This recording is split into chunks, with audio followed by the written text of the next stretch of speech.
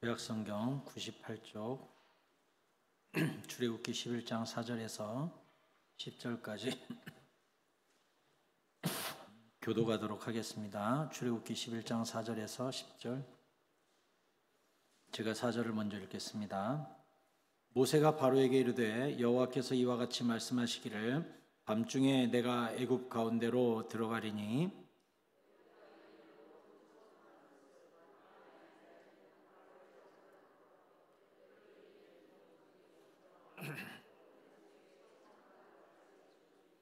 애굽 온 땅에 전무후무한 큰 부르짖음이 있으리라.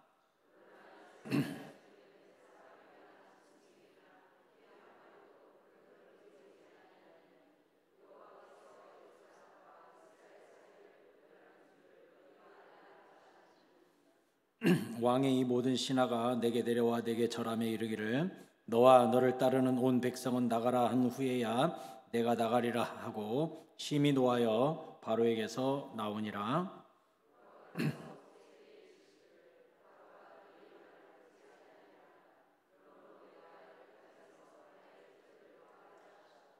같이 읽습니다. 모세와 아론이 이 모든 기적을 바로 앞에서 행하였으나 여호와께서 바로의 마음을 완악하게 하셨으므로 그가 이스라엘 자손을 그 나라에서 보내지 아니하였더라. 아멘. 주님의 은혜가 여러분과 함께 하시기를 축복합니다. 옆 사람과 인사하시지요. 오늘도 은혜 많이 받고 가세요.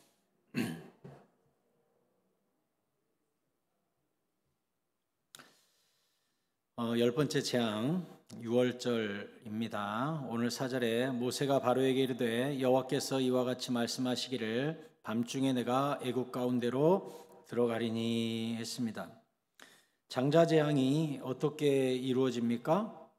여호와 하나님께서 애굽 가운데로 들어갔더니 장자 재앙이 일어나게 되었습니다. 들어간다는 것은 임재를 뜻하죠. 주님의 임재가 누군가에게는 재앙이 되고 장자들이 다 죽어나가는 무서운 심판이 되고 누군가에게는 주님의 임재가 오히려 은혜와 구별이 되죠. 여러분, 주님이 오실 때 주님이 그냥 구경하러 오실까요? 심심하니까 놀러 오실까요? 주님께서 소돔과 고모라에 가신 이유는 무엇이었습니까? 소돔과 고모라의 악행을 보시고 심판하러 가셨죠. 주님께서 홍해바다에 임재하셔서 홍해바다를 가르셨어요. 그런데 여호와 하나님께서 가르신 그 홍해바다에서 누군가는 구원을 받고 누군가는 수장되어서 죽는단 말이죠. 그러니까 주님의 임재는 누군가에게는 큰 구별된 복이 되고 누군가한테는 큰 재앙이 되는 것이지요. 여러분, 임재는 그래서 우리가 함부로 논할 가벼운 주제가 아닙니다. 예수님께서 이 땅에 초림하셨고 이제 재림하실 겁니다. 여러분, 우리가 흔히 재림은 심판주로 오시는 심판날 재림한다고 생각하는데 초림은 그냥 우리에게 구원만을 주러 오신 것이 초림일까요? 예수님이 오셨을 때도 이 임재에는 반드시 나눔이 있어요. 나눔이. 그래서 요한복음 3장 14절에 보면 모세가 광야에서 뱀을 든 것 같이 인자도 들려야 하리니 이는 그를 믿는 자마다 영생을 얻게 하려 하심이니라.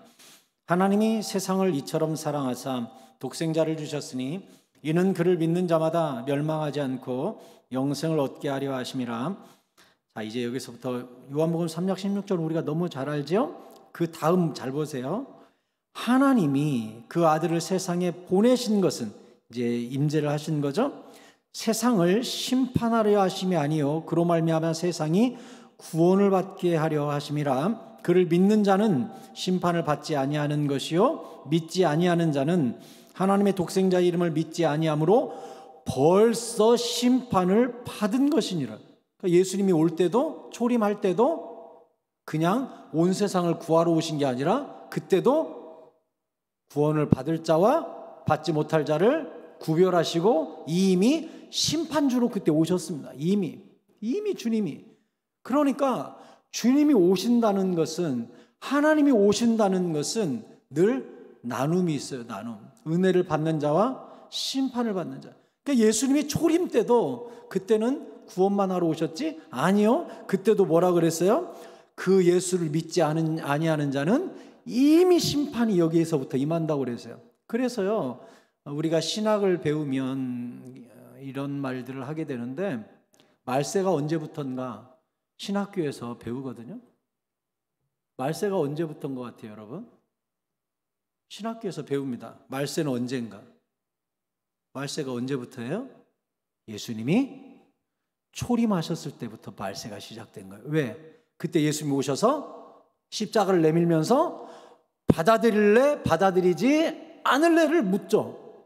그리고 그 십자가를 믿고 엎드린 자에게는 구원을 주시고 그 십자가를 거절한 자에게는 심판을 행하시기 때문에 예수님이 오셨을 때부터 뭐가 시작됐다고요? 말세가 시작된 거예요. 그때부터 이미 심판이 시작된 거예요. 그러니까 예수님이 오신 지 2000년이 넘게 흘렀지만 이 세월 동안 수많은 사람들이 예수님을 받아들여 구원을 얻었고, 수많은 사람들이 예수님을 거절하고 이미 심판을 받은 것입니다. 그래서 말세가 시작된 지가 벌써 2000년이 된 것이죠.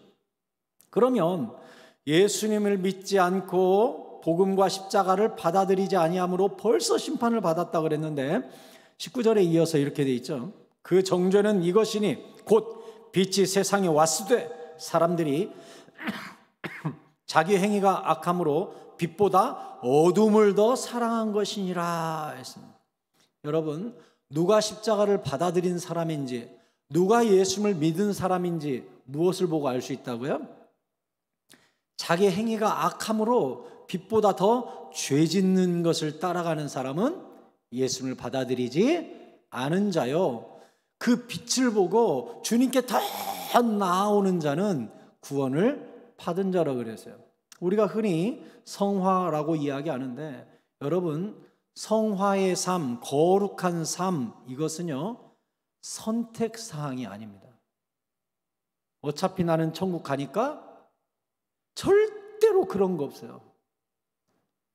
어차피 천국 갈 구원받은 사람은 금방 예수님이 직접 말씀하시기를 빛으로 나온다 그랬어요. 그러니 구원받은 사람은요 빛이신 주님께 자꾸 달라붙어요. 예배 시간에 찬양으로, 기도로, 복음을 전하면서 자꾸 주님께 달라붙어요.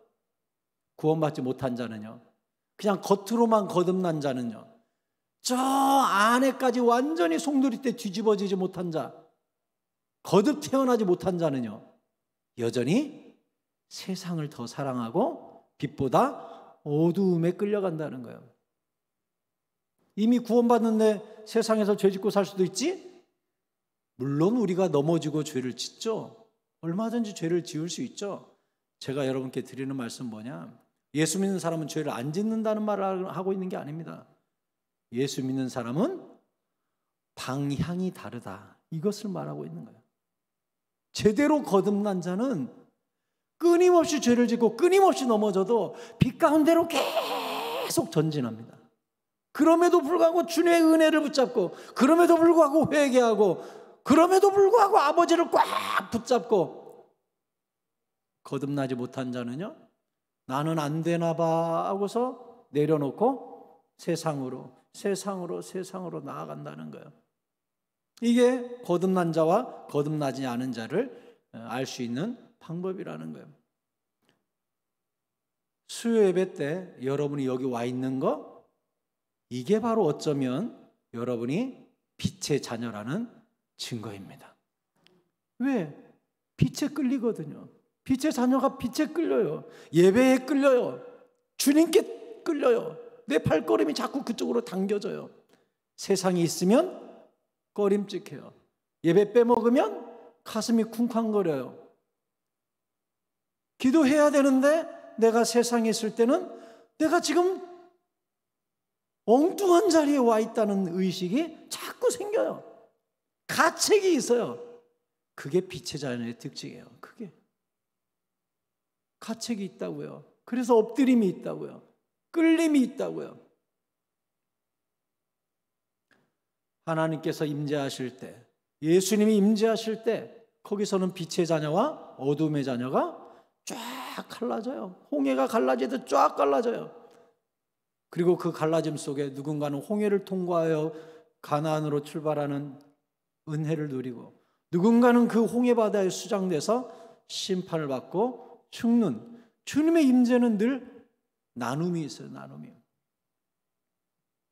그래서 주님이 경고하시기를 5절에 애굽 땅에 있는 모든 처음 난 것은 왕 위에 앉아있는 바로의 장자로부터 맷돌 뒤에 있는 몸종의 장자와 모든 가축의 처음 난 것까지 죽으리니 애굽 온 땅에 전무후무한 큰 부르짖음이 있으리라 했습니다.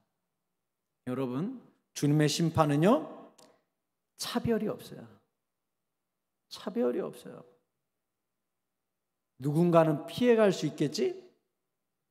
여러분, 주님이 이 땅에 재림주로, 심판주로 임재하실 때, 그때 저 우주에 있는 사람, 저 우주정거장에 있는 사람, 모르죠? 그때쯤에 화성에 사람이 살고 있을지. 그러면 화성에 있는 사람에게는 심판이 안 올까요? 주님의 재림은요, 온 우주적 심판이라고 그래요. 온 우주적 심판. 성경에서 이야기하기를 내가 바다 끝에 가 거할지라도, 무덤 속 음부에 내 자리를 편다 할지라도 거기에도 주님이 함께 하신다고 그래요. 피할 길이 없어요. 주님의 불꽃 같은 눈동자를. 그래서 계시록의 그 심판의 날을 이렇게 묘사합니다.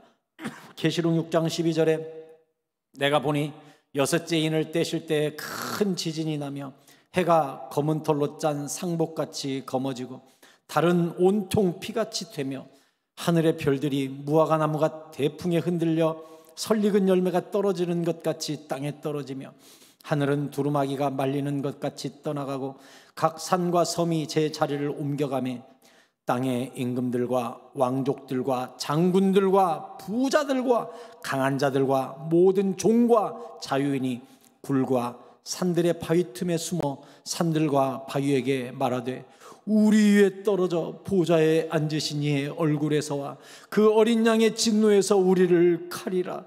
그들의 진노의 큰 날이 이르렀으니 누가 능히 서리요 하더라.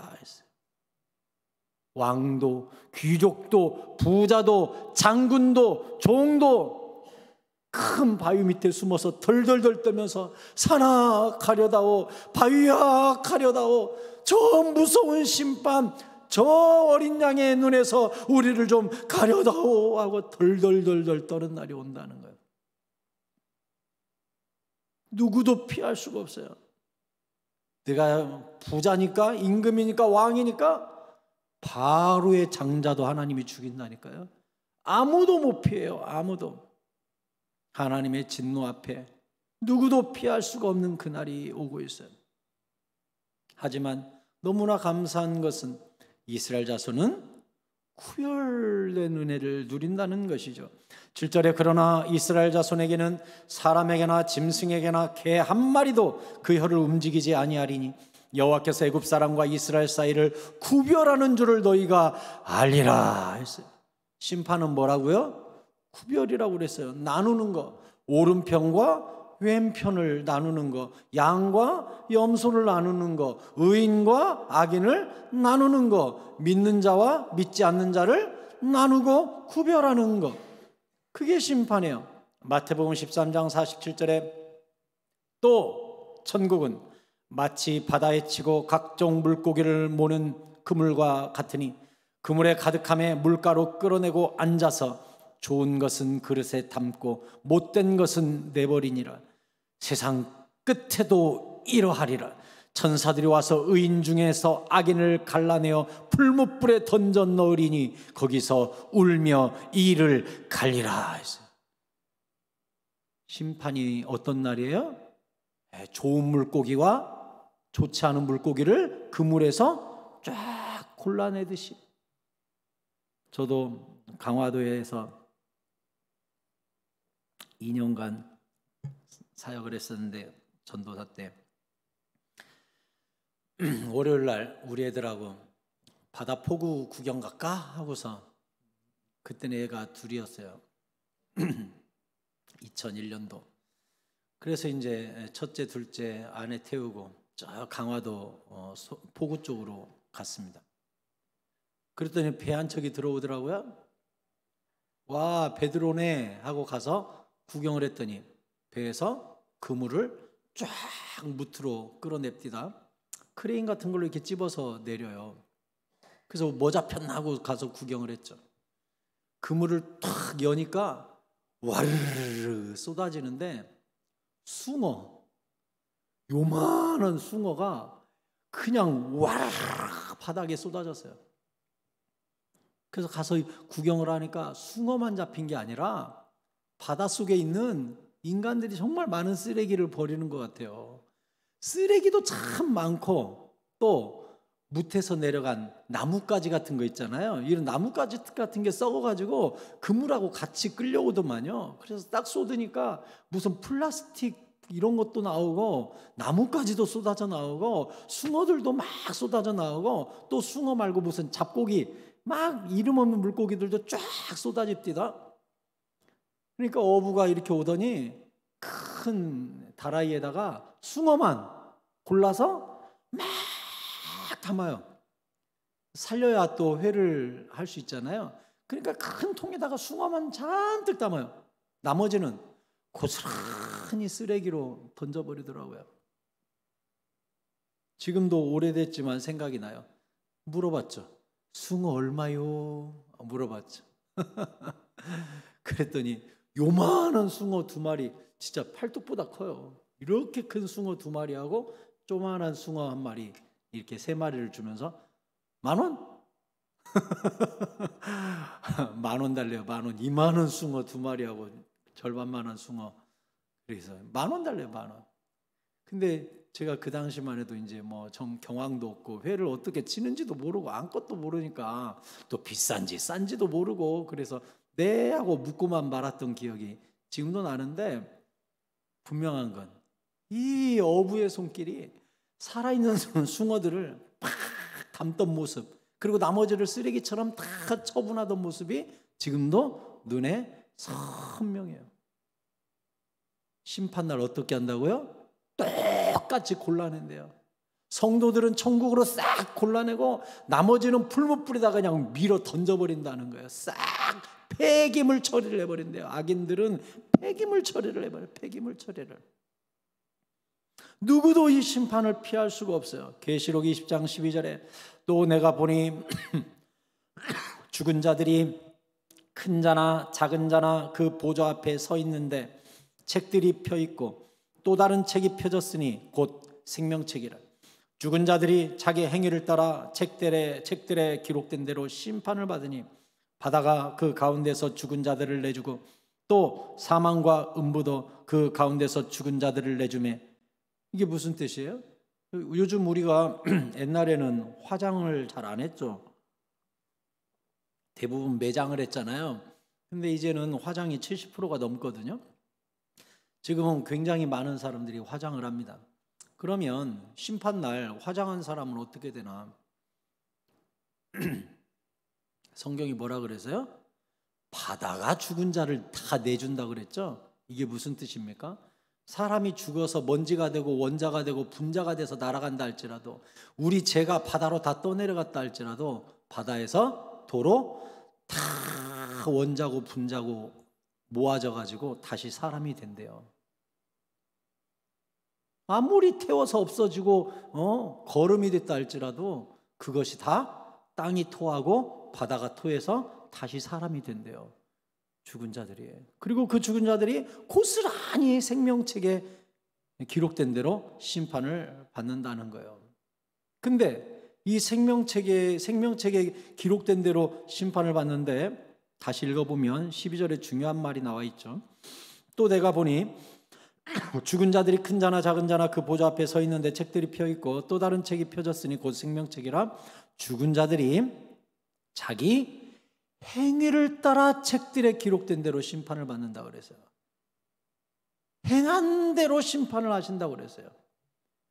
우리는 흔히 믿었으니까 천국 가지 라고 무조건 대놓고 믿자, 영접 기도하면 끝이다 이렇게 생각들을 하는데, 심판날 뭘로 심판한다고요? 믿음대로? 아니요, 행위대로. 왜 그럴까요? 우리 믿으면 천국 간다 그랬는데 믿음으로 심판해야 되는 거 아니에요? 근데 성경을 보면 대부분이 행함대로 심판한다고 그랬어요. 왜 행함대로 심판한다고 다 나올까요? 제가 설교 서두에 말씀드렸죠. 빛의 사람은 빛으로 나온다고.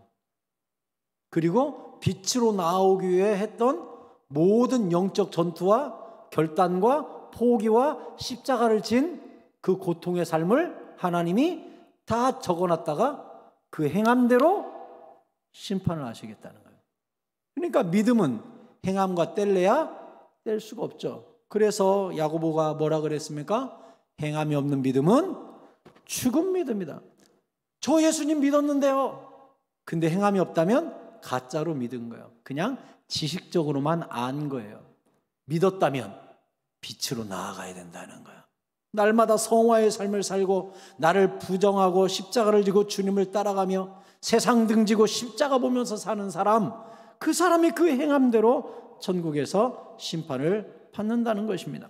13절에도 바다가 그 가운데서 죽은 자들을 내주고 또 사망과 음부도 그 가운데서 죽은 자들을 내주매 각 사람이 자기의 행위대로 심판을 받고, 행위대로 사망과 음부도 불못에 던져지니 이것은 둘째 사망 곧 불못이라 했어요.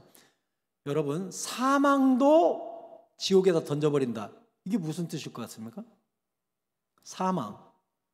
사람이 살다 보면 100살, 오래 살면 120살도 살죠. 요즘 하도 수명이 길어져서 죽어요. 그리고 다시 바다가 모든 땅이 모든 원자고 세포고 다 내어줘서 다시 사람이 돼가지고 심판을 받고 나서는 사망을 지옥불에 던져버렸대요. 이게 무슨 뜻인가요? 사망을 하나님이 그때는 지옥에 던진다? 그때부터는 못 죽어요. 사망을 지옥에 던져놨기 때문에. 사망이라는 것 자체를 이제는 지옥불에 던져놔가지고 사람이요, 그때부터는 안 죽어집니다. 그러니 천국에 가면 영원한 천국이요, 지옥에 가면 영원한 지옥이죠. 여러분, 남자분들은 군대 가서 날짜를 셉니다. 제대 날짜 며칠 남았나 달력에 적어놓고 손꼽아 셉니다. 저도 이등병 때 병장이 야 이등병, 야 신병 그러면 관등성명이 56일입니다. 이게 내 관등성명. 다음 날은 야 신병 그러면 55일입니다. 그 병장이 나보고 시계 하라 그래가지고 야 신병 너는 나 제대할 때까지 시계해 시계. 그게 뭔 말이에요? 날마다 며칠 제대 며칠 남았는지를 내가 알려줘야 되는 시계. 그러니까 나는 그 병장 제대 날짜를 세고 있어요. 그럼 그 병장이 야 신병 그러면 40일입니다. 얼마나 부러운지. 나는 막 350일 막 400일 남았는데 그 사람은 40일 막 얼마나 부러워요. 나도 생각했죠. 나도 병장 되고만 해봐라. 그래서 병장 한 달쯤 남았을 때 신병 딱 들어오니까 야 신병 너는 이제 오늘부터 관등성명 될 때 내 날짜 세라. 똑같이 나도 했지. 그 친구가 알겠습니다. 그래가지고 아침에 기상나팔 딴 하면 그 친구가 막 달려가가지고 내무반 불을 딱 끼면서 유병장님 30일의 하루가 밝았습니다. 그리고 또 내가 야 불 꺼라 그러면 그 녀석이 막 달려가가지고 유병장님 30일의 하루가 저물렀습니다 하고 불 딱 끄고. 얼마나 웃기고 재밌어요. 그래도 군 생활 힘들어도 왜 견디죠? 제대 날이 있으니까, 끝이 있으니까.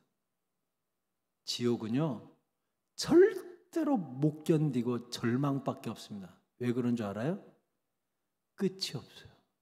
안 죽어져요. 시간도 없어요. 이제는 시간이라는 개념 자체가 없어졌어요.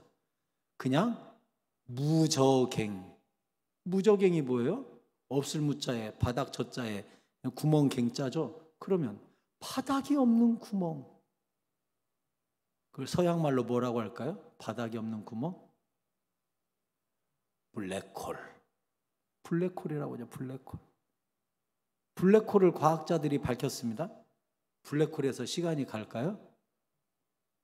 시간도 그 구멍이 붙잡고 있대요. 시간도 안 가. 그 블랙홀에서 시간이라는 에너지까지 붙잡고 있대요. 돌아가신 조용기 목사님이 예전에 제가 유튜브를 보고 설교를 들었더니 조용기 목사님이 천국과 지옥에 갔다 왔다고 간증을 하시더라고요. 그래서 내가 천국은 요한 사도가 계시록에서 훨씬 정확하게 이야기해놨으니까 천국 이야기는 안 듣고 지옥 이야기를 하시길래 지옥을 클릭해서 들었어요. 조용기 목사님이 그래요. 자기가 주님의 이끌림을 받아서 지옥에 갔는데 자기를 지옥을 체험하라고 하나님이 지옥에다가 잠깐 두셨는데 형언할 수 없는 절망이 왔는데 왜 절망이 왔는가? 조용기 목사님이 그래요. 시간이 멈췄더래요. 1초도 안 가더래요. 그래서 너무나 무서웠대요. 지옥에 있는데 시간이 1초도 안 가더래요. 그냥 그 시간이 영원하더래요. 그게 가장 두렵고 가장 무서웠대요. 시간이 안 가는 거. 시간이 가면 내일은 내일의 태양이 떠오른다. 스칼라 오드리 헵번이 그랬잖아요. 내일은 맞나? 스칼라 하다 오래돼가지고 기억도 안 나네. 내일은 내일의 태양이 떠오른다. 상당히 소망이 있는 얘기죠. 노래도 그런 노래 있잖아요. 산호라면 언젠가는 밝은 날이 오겠지. 내일은 내일의 태양이 뜬다. 이런 노래들이 있잖아요. 근데 지옥이 정말 무서운 게 뭐예요? 내일이 없고 시간도 안 가고 사망도 지옥불에 던져진 공간이라는 거예요. 이제는 다시는 기회가 없다는 뜻이죠. 사랑하는 성도 여러분, 영원이라는 시간에 비하면 이 100년은 수학적으로 0입니다. 영원이라는 시간에 비하면 이 100년은 수학적으로 보면 0이죠. 왜? 분수 여러분 배워보셨어요? 중고등학교 때 무한대분의 100은? 무한대분의 100은 뭐예요? 분수 무한대분의 100. 메이커 있는 고등학교를 나와야 되는데 여러분 쉽게 생각하면 이렇게 생각하면 돼요. 피자 100판을 무한대의 사람이 나눠 먹어요. 그럼 몇 조각이 와요? 무한대 사람이 피자 100조각을 나눠 먹으면 안 오죠. 무한대 사람한테 피자 100조각을 나눠주면 결국은 무한대는 한없이 커지기 때문에 이만큼도 안 오죠. 그래서 0이라고 하는 거예요. 무한대분의 100은 뭐다? 0. 무한대분의 100은. 그러니 저 천국과 지옥의 무한대분의 이 땅에서 사는 100은 사실 뭐예요? 0이에요. 근데 이 0이라는 점도 안 되는 시간이 뭘 결정해요? 무한대를 결정해요. 그러니 이 시간을 우리가 어떻게 살아야겠어요? 어떻게? 저는 오늘 새벽 예배 끝나고 막 한없는 절망이 와가지고 하루 종일 많이 힘들었어요. 하나님 앞에 정말 지금도 힘들어요. 사실 마음이 많이 힘듭니다. 오늘 새벽에 그런 생각을 했거든요. 오늘 내가 주님 앞에 섰다면 잘하였도다 착하고 충성된 종아라는 말을 들을 수 있나라는 생각을 오늘 새벽에 해가지고 너무너무 하루 종일 힘들었어요. 너무 낙심이 되고 너무 눈물이 나고 너무 또 분노도 치밀고 막 어쩔 줄을 모르겠는 거예요. 하루 종일 힘들었어요. 오늘 주님이 나를 부르신다면 여기 5달란트 있나이다 하고 꺼내놓을 수 있나? 라고 생각하니까 아주 미친 듯이 힘들었어요. 오늘 하루 종일 그냥 뭐 체한 것 같이 목이 꽉 잠겨가지고 두려웠어요. 제 마음을 붙잡고 있는 게 뭔 줄 알아요? 기회는 딱 한 번인데 이 기회를 내가 지금 선용하고 있는가? 주님 앞에 설 준비를 지금 하고 있는가? 오늘이라도 주님 만날 준비, 아멘 주 예수여 어서 오소서라는 고백이 나한테 있는가라고 생각했을 때 큰 두려움이 왔어요. 큰 두려움이. 여러분, 오늘이 세상의 마지막 날인 것처럼 주님 맞을 준비하고 사는 사람이 사실은 가장 지혜로운 사람이에요. 주님이 언제 우리를 부르실지 모르거든요. 의인도 부활하고 악인도 부활합니다. 그리고 심판 이후에는 영원히 돌이킬 수 없는, 영원히 시간이 멈춰진 천국과 지옥으로 갈라집니다. 그런데 가를 때 주님이 분명히 행위대로, 행한 대로 가르신다 그랬어요. 그러므로 이 땅에 우리가 살 동안 심판을 어떻게 준비하는 것이 지혜로운 사람입니까?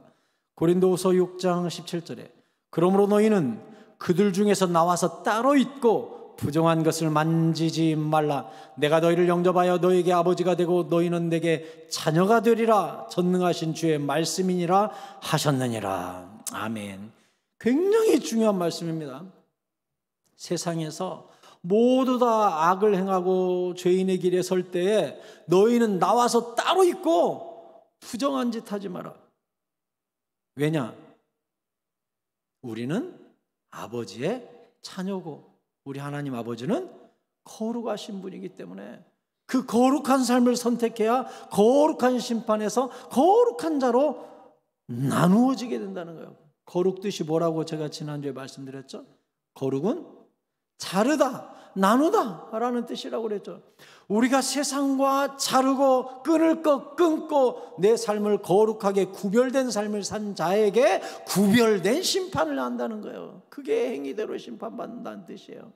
그러므로 이 땅에서 사는 날 동안 어떻게 생각해야 돼요?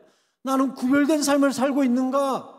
세상에 나와서 따로 있는가? 부정한 것을 만지지 않고 거룩한 것과 붙어서 살고 있는가? 나는 빛의 자녀 맞는가? 오늘 주님이 오신다고 해도 두렵지 않은 삶을 살고 있는가? 나는 성화의 길을 걷고 있는가? 날마다 예수님을 닮아가고 있는가? 에베소서 5장 5절에 너희도 정녕 이것을 알거니와 음행하는 자나 더러운 자나 탐하는 자 곧 우상 숭배자는 다 그리스도와 하나님 나라에서 기업을 얻지 못하리니 누구든지 헛된 말로 너희를 속이지 못하게 하라. 이로 말미암아 하나님의 진노가 불순종의 아들들에게 임하나니 그러므로 그들과 함께하는 자가 되지 말라. 불순종하는 자에게 하나님의 진노가 임재하는, 불순종하는 자에게 하나님의 무서운 진노가, 하나님 나라에서 기업도 얻지 못한대요.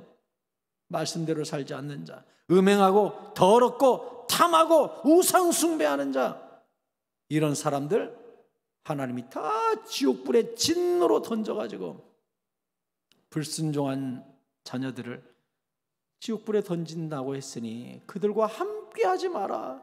그들 가운데 있으면서 정상이라고 착각하지 마라.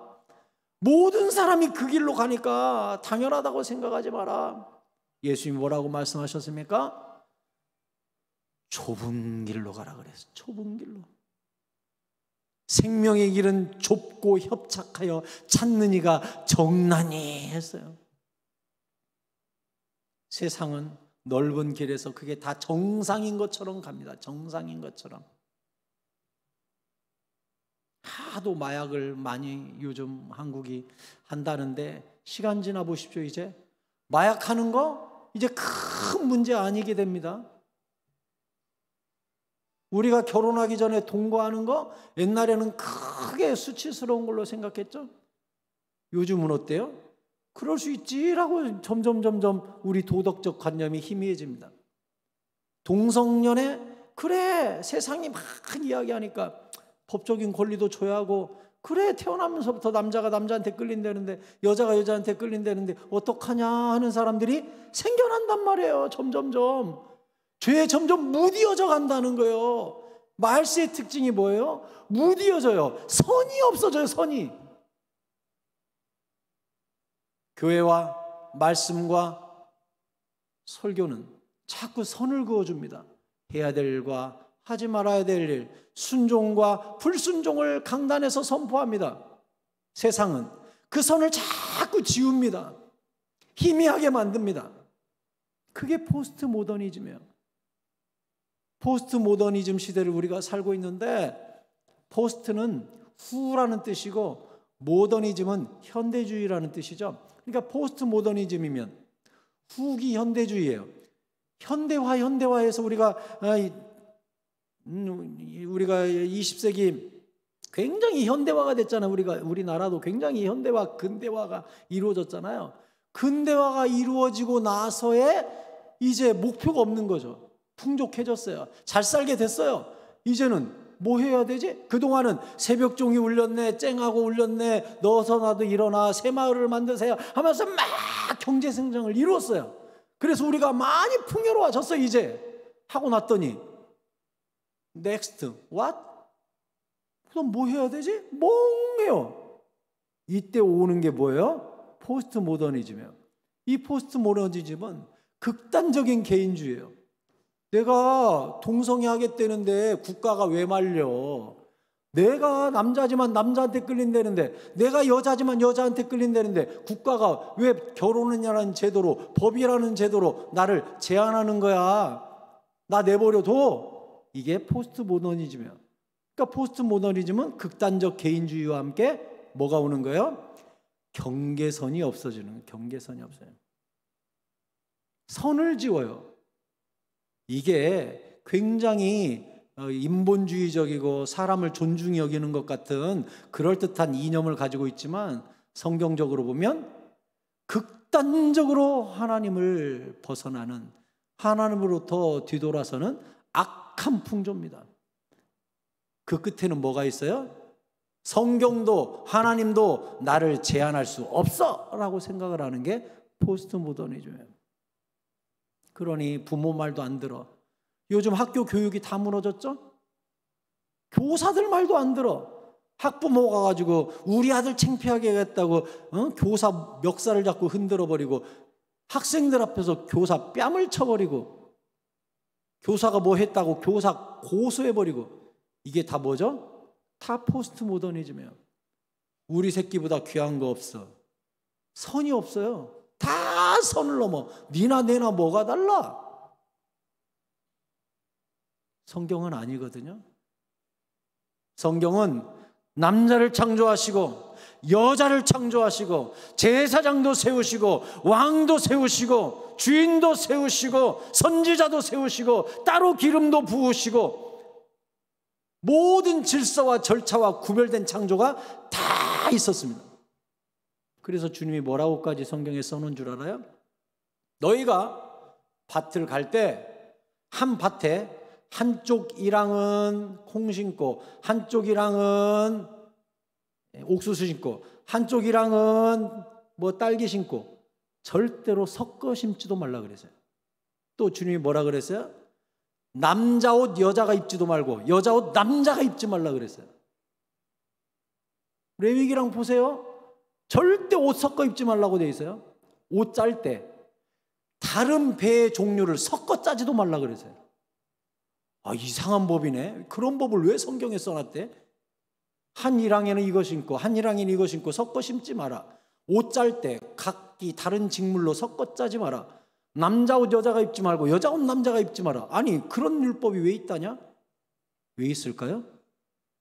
성경은 선을 그어놔서 선을 넘지 말라. 선을 지켜라. 질서를 지켜라. 이게 주님이 주시는 성경 원리예요. 포스트 모더니즘은 남자 옷 여자가 입을 수 있지, 남자가 긴 머리 할 수 있지, 뭘 어때서 패션이지 어쩌고 저쩌고 하면서 선을 자꾸 넘죠. 그것을 하나님이 하지 말라는 거예요. 사도 바울도 뭐라 그랬습니까? 남자가 긴 머리를 가지고 있는 건 수치스럽다는 것을 너희 본성이 가르치지 아니하느냐. 본성이 가르쳐 준다고 그랬어요. 제가 지금 패션을 이야기하는 거 아닙니다. 남자가 성전환 수술해서 여자가 되고, 여자가 성전환 수술해서 남자가 되고, 일주일 전에 어떤 사이클 선수인지 남자죠. 근데 이 남자가 성전환 수술해가지고 주민등록번호를 2번으로 바꿨어요. 뒷자리를. 그래가지고 여자 사이클 대회에 가가지고 1등을 했습니다. 1등을 했어요. 그래서 인터뷰를 했습니다. 그랬더니 그 사람이 뭐라 그랬어요? 내가 여기 나와서 1등한 이유는 나 같은 성소수자에 대한 인권과 목소리를 내기 위해서 내가 나왔다.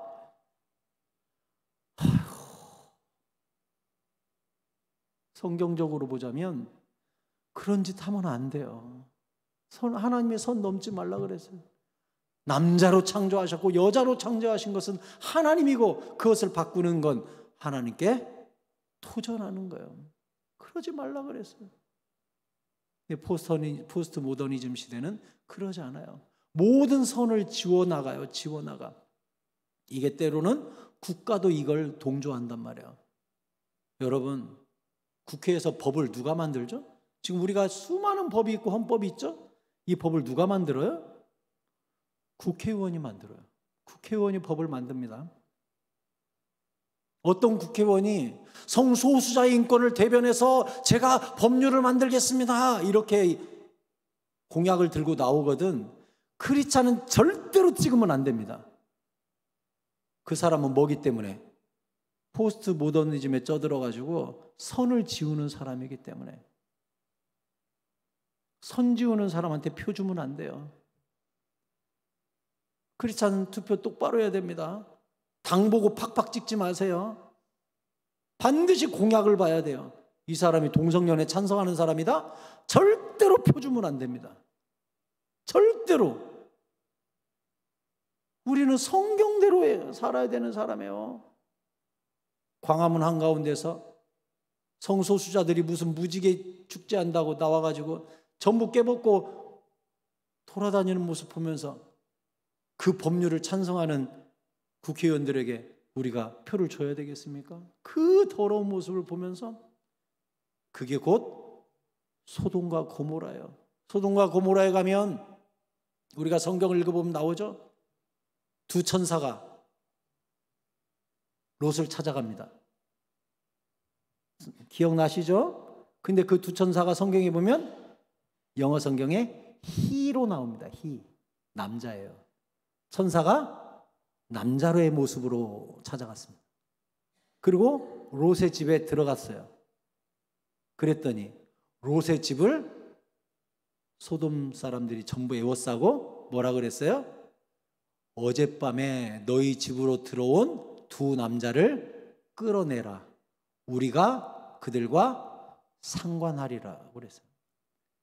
거기는 상관하리라가 우리말로 굉장히 너그럽게 번역을 했죠. 상관하리라. 근데 원어는 뭐라고 되어 있는 줄 압니까? 그들과 성관계를 맺으리라. 이렇게 되어 있습니다. 그러면 에워싼 사람들이 여자들이었을까요? 아니요. 남자들이었어요. 그래서 영어로 동성연애를 소도미즘이라고 합니다. 소도미즘. 왜 동성연애가 소도미즘이 됐을까요? 소돔이 동성연애의 도시였어요. 이미 수천 년 전에. 두 천사가 왔다고 천사가 잘생긴 모습으로 왔을 거 아니에요.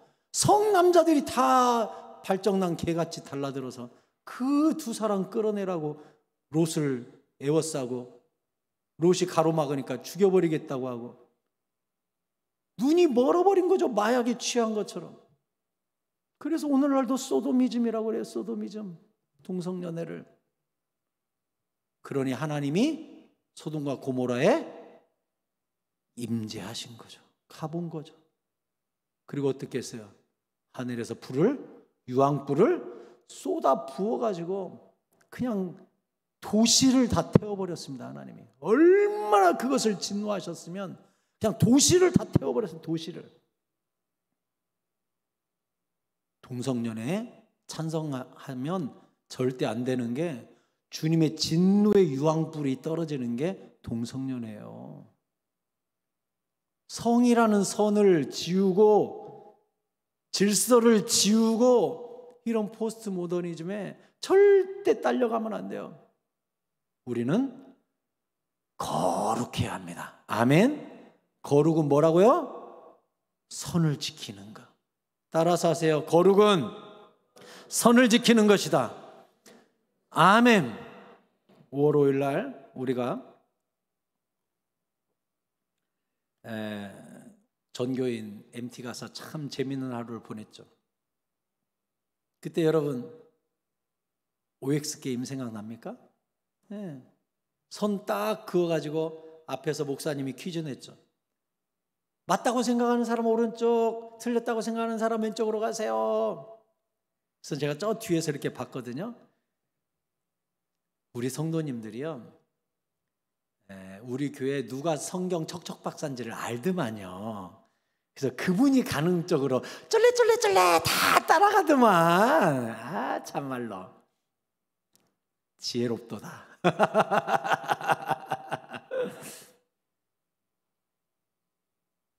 OX가 뭐예요? 선, 이쪽 저쪽 선을 딱 지키는 거죠. 똑같아요. 똑같아. 거룩이란 선을 지키는 거예요. 그래서 성경이 곳곳에 나와서 따로 있어라, 뒤돌아서라, 만지지 말라, 섞이지 말라, 섞어 뿌리지 말라 계속 나오는 이유가 결국 이게 어디까지 이어지기 때문에 심판까지 이어지기 때문에. 심판날 우리 행위대로 주님이 심판하실 때 구별된 삶을 살았는가를 보신다는 거죠. 구별된 삶을. 세상 사람들과 전혀 구별되지 않게 똑같이 섞여 살면 어부가 물고기 골라낼 때 쓰레기 쳐놓듯이 그냥 그렇게 지옥불에 쓸려 던져버린다는 거예요. 얼마나 무서워요. 그래서 우리는 소속이 중요합니다. 어디에 속해 있는가. 짐승들도 짐승의 장자까지 하나님이 다 죽인다 그랬잖아요. 그런데 이스라엘에 살고 있는 개는 개도 아무렇지 않게 해주겠다 그랬어요. 주님이. 개도 멀쩡하게 해주마. 하지만 애굽에 속한 모든 짐승의 장자까지도 나는 다 죽여버린다. 이렇게 얘기했어요. 그러니 여기서 심판에 또 중요한 원리가 나와 있죠. 너는 어디에 속하였는가를 또 묻고 계시죠. 너는 소속이 어디냐? 그것을 우리에게 묻고 있어요. 너는 이스라엘 쪽이냐? 애굽 쪽이냐? 스가랴 2장 10절에 보면 여호와의 말씀에 시온에 따라 노래하고 기뻐하라. 이는 내가 와서 내 가운데에 머물 것임이라. 네 가운데 머문다가 아까 제가 뭐라고 그랬습니까? 임재라 그랬죠. 주님의 임재가 왔을 때 그날에 많은 나라가 여호와께 속하여 내 백성이 될 것이요 나는 네 가운데 머물리라. 그러니까 우리가 여호와께 속하면 심판이 이제 면제되는 거죠. 그래서 우리 찬송가에 되어 있죠. 내가 널 넘어서 가리라. 찬송가 생각납니까? 너를 넘어가리라. 너를 넘어가 주리라. 내가 만군의 여호와께서 나를 내게 보내신 줄 알리라. 여호와께서 장차 유다를 거룩한 땅에서 자기 소유로 삼으시고 다시 예루살렘을 택하시리니 모든 육체가 여호와 앞에서 잠잠할 것은 여호와께서 그의 거룩한 처소에서 일어나심이니라 하더라. 아멘. 누가 심판을 면해요? 주님의 소유가 된 자, 소속이 주님께 속한 자. 그래서 베드로서에서 뭐라 그랬어요? 너희는 거룩한 백성이요, 구별된 나라요, 거룩한 제사장이요, 나의 소유된 백성이니. 그래서요. 예수 믿으면요 소속이 달라져요. 그러니 주께 속한 자에게 시민권이 발급되는 거죠. 사도 바울이 뭐라 그랬어요? 나의 시민권은 하늘에 있다 그랬어요. 그러니 주께 속한 자는 이 땅에 살지만 하늘 시민권을 가지고 하늘의 법도를 따라 사는 사람이 바로 구별된 사람이고, 그 구별된 사람이 구별된 심판을 통과할 수 있는 것이죠. 말라기 3장 17절에도 만군의 여호와가 이르노라 나는 내가 정한 날에 그들을 나의 특별한 소유로 삼을 것이요 또 사람이 자기를 섬기는 아들을 아낀같이 내가 그들을 아끼리니 그때 너희가 돌아와서 의인과 악인을 분별하고 하나님을 섬기는 자와 섬기지 아니하는 자를 분별하리라. 심판날 뭐예요? 분별하고 분별하리라. 의인과 악인, 섬기는 자와 섬기지 않는 자 분별을 하는데 하나님의 특별한 소유가 된 자, 그 사람은 자기를 섬기는 아들을 아낀같이 주님이 그들은 아껴서 심판을 통과하게 해 주겠다는 거예요. 여러분, 주님께 따로 구별된 특별한 소유라는 증거, 그 증거가 바로 빛을 향하여 자꾸 움직이고 내 뜻이 아니라 주의 뜻대로 살기 위해 발버둥 치는 모습이 바로 그 증거라고 여러분에게 거듭 말씀을 드립니다. 우리가 기도하는 이유가 무엇입니까? 내 뜻을 하나님께 관철시키기 위해? 절대 기도는 생활 그렇게 하는 거 아니에요. 빛의 자녀는 왜 기도를 하죠? 주의 뜻을 알기 위해서, 주님의 계획을 깨닫기 위해서. 어제 새벽에도 우리 교회 낯선 분 한 분이 오셔서 그렇게 울어요. 새벽 예배 끝나고 나서 6시 반이 넘었는데 계속 울어요. 그래서 이제 6시 반 넘어서 불 끄려고 음악도 이제 꺼졌고 불도 끄고 밖으로 나오는데 낯선 분이잖아요. 우리 교회 사람도 아니고. 근데 혼자서 울고 있으니 불 끄고 우리가 또 갈 수도 없고 애매한 거예요. 그래서 좀 더 기다렸다가 제가 여자니까 이제 아내한테 여보 우리 불 끄고 가야 된다고 얘기 좀 하세요. 그래서 6시 한 40분쯤 우리 가요 하니까 이제 따라 나오셨어요. 너무 울어가지고 눈이 이제 부었어요. 교회 앞에 서서 이제 상담을 잠깐 했어요. 7시 한 좀 넘어서까지 상담을 하는데 뭐 구구절절 가슴이 아프죠. 막 울고 그 앞에서도 얘기하면서 울고 제가 기도해 주는데 막 더 울고 막 으아 울고 그리고 헤어지면서 제가 딱 한마디 했어요. 집사님의 뜻을 하나님께 설득시키려고 기도하지 말고 주님의 뜻이 어디 있는지를 분별하기 위해 기도해야 됩니다. 안 그랬다가는 큰 실수합니다. 보니까 생떼쓰러 왔어요. 하나님께 또 떼쓰러 왔어. 그래서 내가 그렇게 기도하지 마라. 그러니까 속상하니까 막 눈물이 났겠죠. 그러면 끝이 안 나거든요. 작은 증거도 내 뜻에 맞으면 그게 하나님의 뜻인 줄 알고 막 끌려가거든요. 사심이 들어가니까. 그래서 내가 절대 그렇게 기도하지 마라. 당신은 백지로 펴놓고 하나님께 백지를 내밀어야 되지 여기다가 싹 써놓고 사인해달라고 내밀면 안 된다. 주님께 백지를 꺼내서 과연 주님이 뭐라고 알려주시는지 주의 뜻을 분명히 듣고 음성을 분명히 헤아리고 그 다음 스텝을 밟아야지. 안 그러면 똑같은 실수를 또 한다. 그러니까 막 3번을 망해갖고 왔어요. 부도가 3번 났어요. 그리고 이제 마지막 기회 잡으려고 지금 기도하는 거예요. 근데 내가 볼 땐 그것도 아니야. 이렇게 기도해 주는데 성령님이 아니래. 근데 본인은 그걸 꺼내놓고 하나님을 설득하러 왔어요. 막 엉엉 울면서.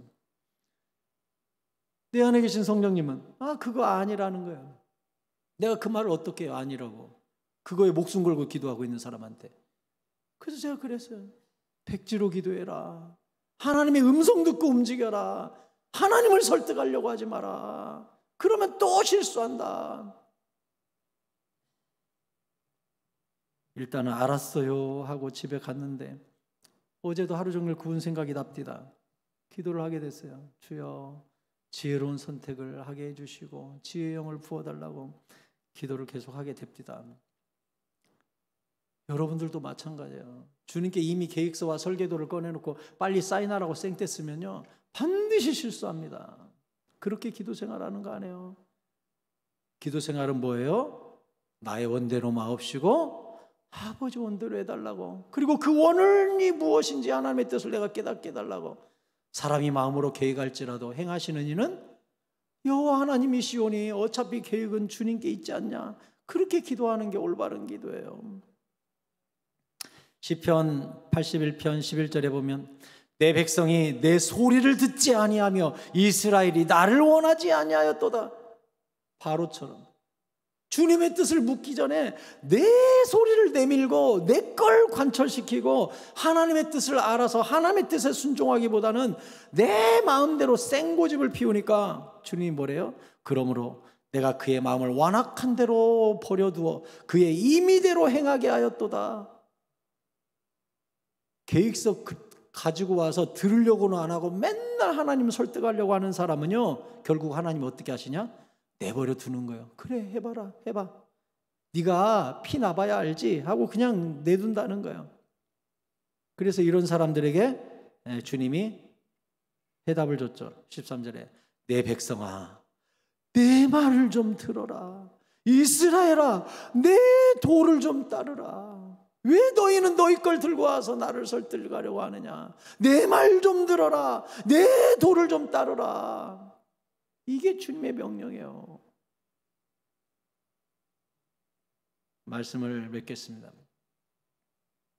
주님의 임재는 나눔이 있어요. 나눔이. 이게 어디까지 이어진다고요? 심판까지 이어져요. 심판날 나눌 때도 내가 어떻게 나누어진 삶, 구별된 삶을 살았는가를 보고 심판하신다는 거예요. 그러므로 대중이 가는 길이 옳다라고 생각하지 말고 우리는 늘 질서와 선을 지키고 성경대로 주님의 분리와 질서를 따라서 살아야지. 니나 내나 제발 이러지 마세요. 남자나 여자나 너나 내나 어차피 절대 이렇게 살면 안 돼요. 주님은 구별을 해놨어요. 구별을 다 해놨어요. 선을 넘으면 안 돼요. 선을 지키세요. 선을. 그게 신앙생활이에요. OX 딱 나눠졌을 때 오른편에 서세요. 오른편에. 양의 편에 서세요. 그렇게 구별된 삶을 산 사람이 심판을 통과하는 거예요. 시편 118편 6절 다 함께 읽읍시다. 시작. 여호와는 내 편이시라. 내가 두려워하지 아니하리니 사람이 내게 어찌할까. 아멘. 이게 무슨 뜻이에요? 아이고 내가 가는 곳마다 주님이 다 내 편이어가지고 야 물러거라. 내 앞에서 누가 설리요. 이런 뜻입니까? 그 뜻이 아니에요.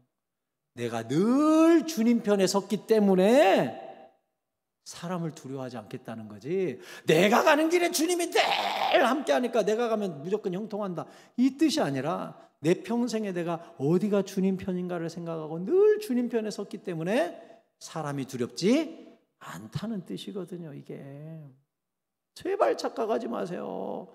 내가 가는 곳에 주님이 늘 함께하니까 걱정할 거 하나도 없어가 아니라 내가 기도하면서 늘 주의 편에 서려고 발버둥을 쳤기 때문에 사람이 두렵지 않다. 이거예요. 이거.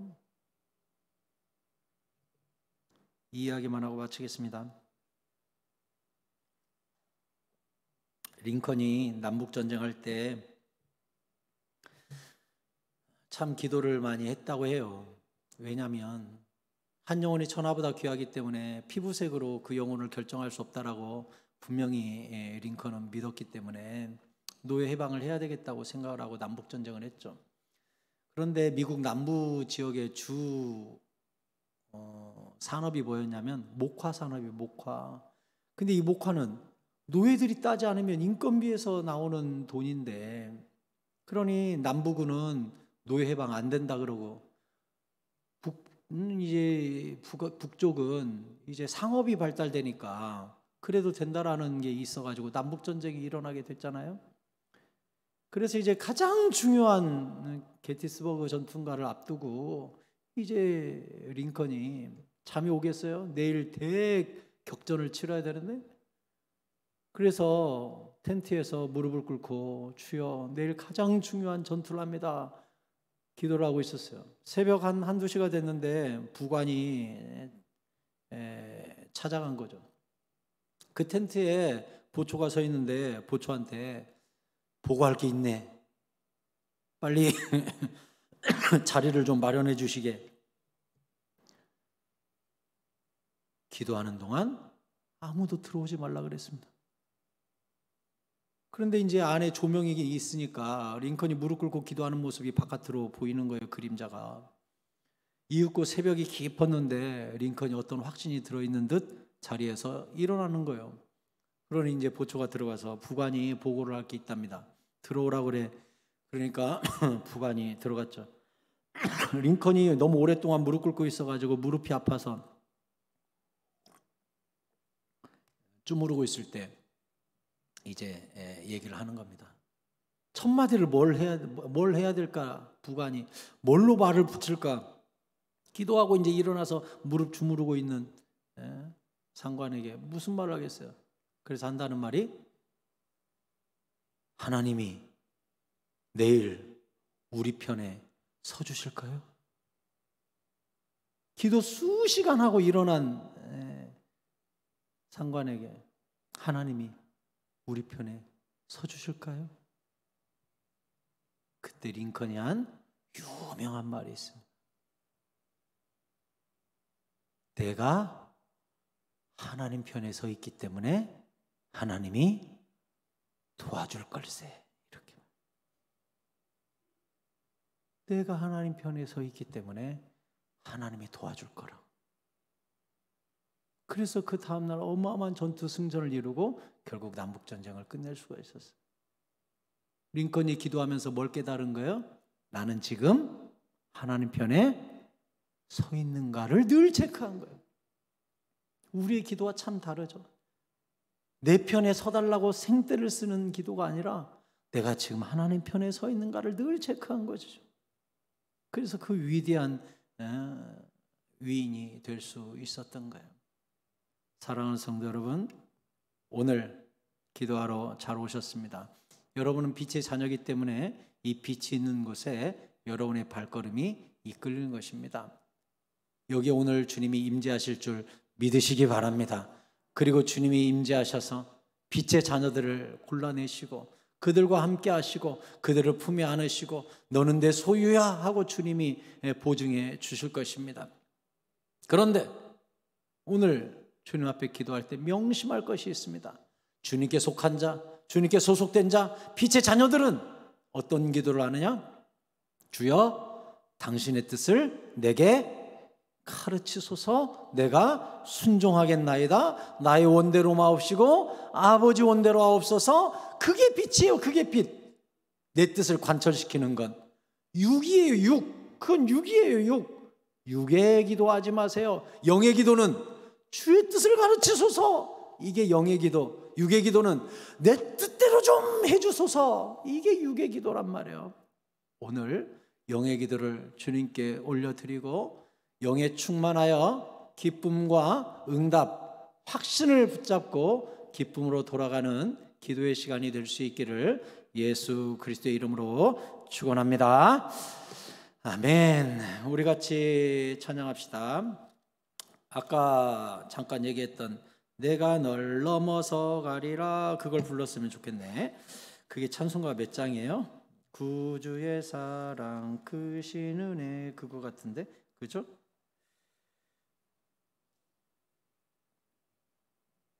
처음이 생각이 안 나네. 아는 사람 빨리 찬송가 불러봐요. 몇 장이에요? 내가 널 넘어서 가리라. 에? 265장. 265장이래요. 265장 방송실 한번 띄워주시고 265장이랍니다. 함께 찬양하겠습니다. 주 십자가를 지심으로. 오케이.